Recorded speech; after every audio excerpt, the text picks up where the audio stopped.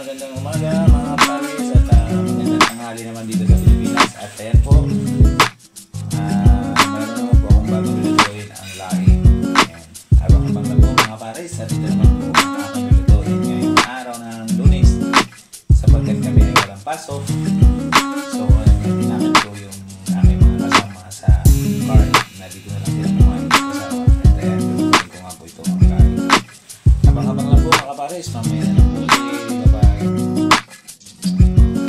Ngayon mga pares, at ako magluluto ngayon ng laing na tinuto. Ayan, gata. Ayan.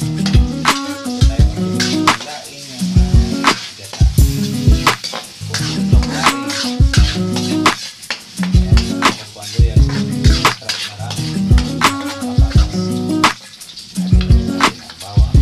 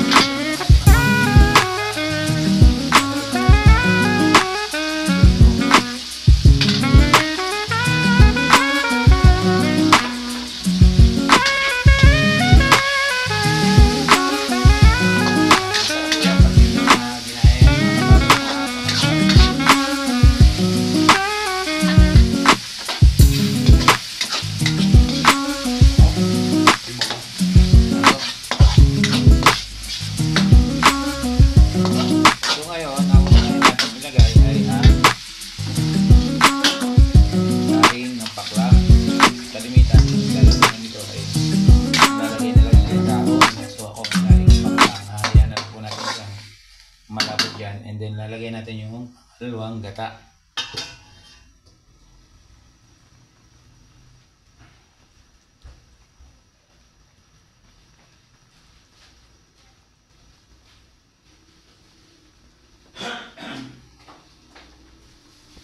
Ayan mga pares, lalagay natin yung pangalawang gata. Ayan mga pares. Ayan, hayaan natin siyang malabog yan, and then saka natin nilalagay yung mga dahon ng laing. Ito po yung paklang, matatagal po malabog yan. So ngayon, ang gagawin natin, siyempre para mabilis malabog, tatakpan natin siya, and then lagyan natin siya ng kaunting asin. Wala pala tayong asin. Diba? Tatakpan ko po siya.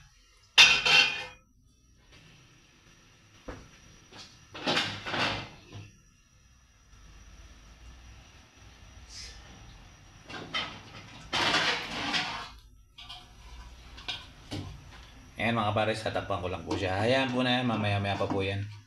Mamaya po ulit mga pares. Ayan mga pares, at ilalagay ko na ang sili. Ayan. Wala nga po tayong sili na bili ng ano dahil nalimutan na yung Kuya Tot. So ngayon, ilalagay na natin ang dahon mga kapares, at labog na yung ano. Ilalagay natin yung dahon ng laing. Ito na mga kapares.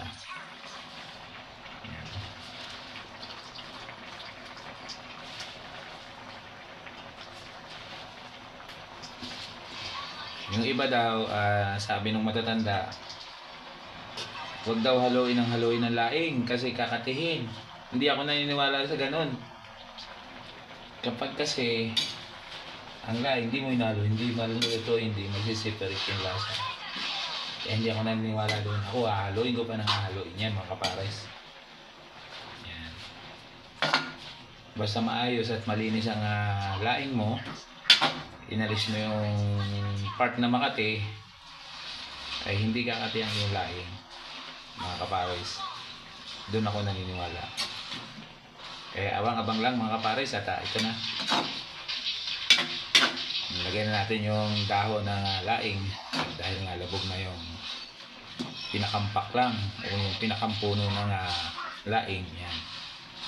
So abang-abang lang mga kapares. Tatakpan ko ulit natin siya para hindi na maluto at malabog uli yung laing. Ayan o. At tatakpan na ulit natin siya mga kapares. Mamaya po ulit. Yan mga kapares at ating haluin na at ayan. Ito luto na.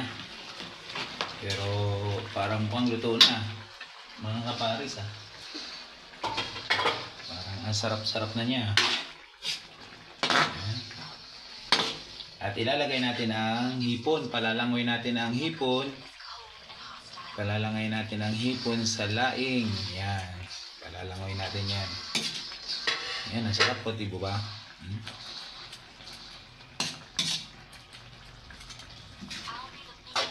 Na, at napakasarap na yan.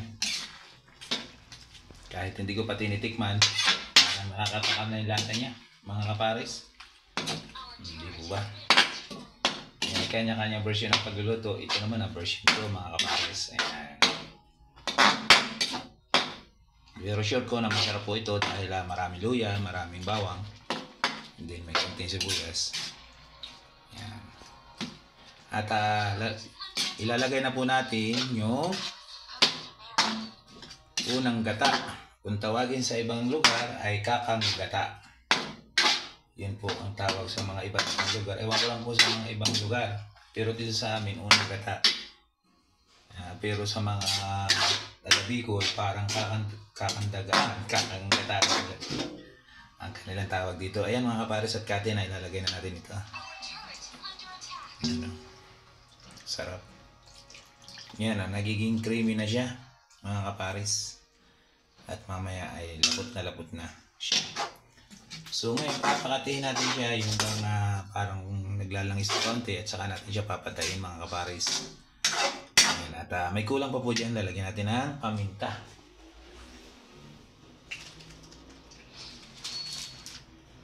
Yan. Ayan mga kapares, ganyan lang po ako magluto ng simple lang, kahit naman sino kaya naman talaga magluto. Yun nga lang, ang kaibahan namin, hindi kanya-kanya kaming version. Ito naman yung version ko bilang isang cook. Ito ang ganitong style ko. At marami pang pwedeng ilagay dito, mga kapares. Depende na lang sa nagluluto. Kung ikaw ay halimbawa mga tagalinang lang, syempre simpleng luto lang yun. Yung may gata, ayos na. Yung may unang gata, ayos na yun. Then syempre may tuyo, o kaya dilis. Yeah, pwede na ang lahok dyan. Yung iba naman, pinasasarap, pinangat. So dahil ayoko magpinangat dahil mahabang proseso nun. Ilang oras mo lalabugin yan, mga kapares. Kaya dito na lang ako sa pinuto. Yan.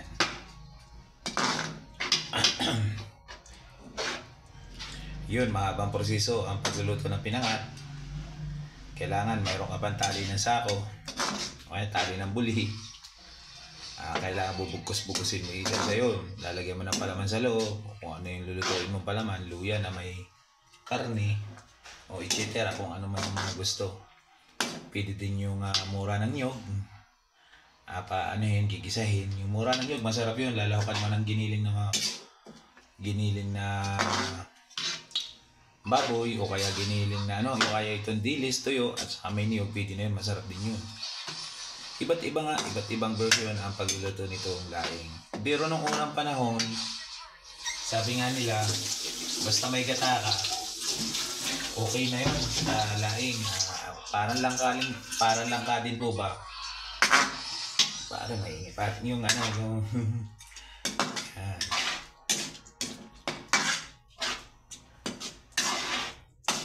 Yan, ganyan lang po yan mga pares. At simple lang. Yan, mamaya, pakuluin natin.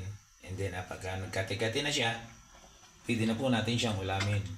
Ayan, at ligtas na po tayo sa pang-ulam ngayong tanghalian. Ayan. Super late na nga kami. Pero okay lang kasi nga, rest day namin ngayon. Late na ako nga nakapamalingki at ako'y nag-live ng kaunti. At pangalawa, nagbili na rin ako ng mga mangkok ko sa sa bayan kasi kinukulang na kami sa mangkok. Sobrang dami nang nakain sa amin. Sa akin parisan. Kaya naman nagdagdag ako ng mangkok. Sa mga tayabasin dyan, tulad ng mga taga Luzana, ayan, kung gusto nyo kumain sa akin at aabutan nyo yung mga laman ko, sabi ko nga, umagap kayo, kailangan alas 7, ayan, nandyan na kayo sa pwesto para matikman nyo yung pares ng Kuya Top, ayan, o kaya ni Kaparis, yung mga tayabasin dyan, lukmanin, ayan, kung gusto nyo makatikim, kailangan maagap kayo kasi talaga minsan talagang pila. Yung mga ibang napila sa akin, sana huwag kayong maumay, huwag kayong madala dahil sobrang dami talaga ng nakain. Pagpasensya na pagka mabagal ang proseso. Dahil hindi naman po pwede talagang dalawa nagsasantok doon sa akin lugar. Ako lang ho talagang kailangan magsantok doon, mga kapares. Kaya shout out po sa lahat ng customer ko dyan na kumakain sa akin parisan. At sana napapanood din nyo ang aking pagluluto din ng mga ulam tulad nito. Ayan. Thank you sa lahat, lalo sa mga OFW na tumutulong sa akin sa pag-play ng aking mga videos. Ayan, maraming salamat po sa inyo. Thank you. Ayan. At malapit na po siyang maluto mga kapares. Pag ganun pa man, kailangan natin siyang tikman kasi hindi na ako nakapagluto nito ng matagal na. Pero talagang kahit anong gawin ko yan, talaga magiging lahat. Masarap po yan mga kapares.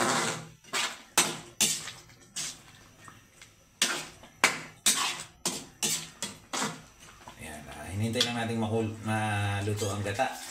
Yung unang gata o yung kakang gata at mamaya ay okay na siya mga kapares. So ready na ang aming pananghalian ngayon. Ngayong araw ng Lunes. Ang hipon po ay napakadali lang lutuin kaya pinahuli ko na lang po yan. And then may bagoong naman po siya. Yung sarili kong gawang bagoong. Ngayon po mga kapares, titikman ko kung masarap ba talaga. Di ba nagbago ang timpla ng Kuya Top kasi hindi ko na alam kung maalat ba ito o matabang. Bah, parang wala lasa.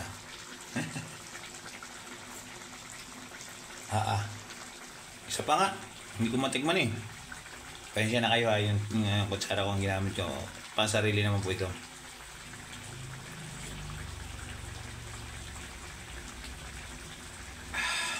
Sarap, grabe. Ganun pa rin, walang nabago. Pare, may nilagay mo ditong iba? Hindi ko na nga nakita kung ano nilagay mo dito. Pare, ano ko nilagay? Bakit ang sarap? Baka lang talaga magluto. Grabe. Ang ina. Makakarami na naman ang kanin nito. Ayan. At talagang lutong-lutong na siya mga kapares. Ayan, may napanood na naman po kayo sa aking videos na bagong menu na naman. Bagamat ito ay simpleng luto lang. Sana panoorin pa rin nyo mga kapares. At kahit naman sino talaga ay kayang lutuin ito mga kapares. So may kanya-kanya tayong version. At kung nakita nyo naman yung version ko, yun po yung version ko ng pagluluto ng aking laing mga kapares. Ayan, at ito naman ay yan. Tulad nga ng sabi ko, pwedeng paninda, pwedeng pansarili. Ayan, at talagang masarap po yan. Ayan, makikita nyo yung hipon. Ang lalaki po niyan mga kapares. Oh. Ang lalaki. Ang hipon na yan. Oh. Yung mahal ng kilo niyan, 250 ang kalahati. Ilang piraso. Ayan.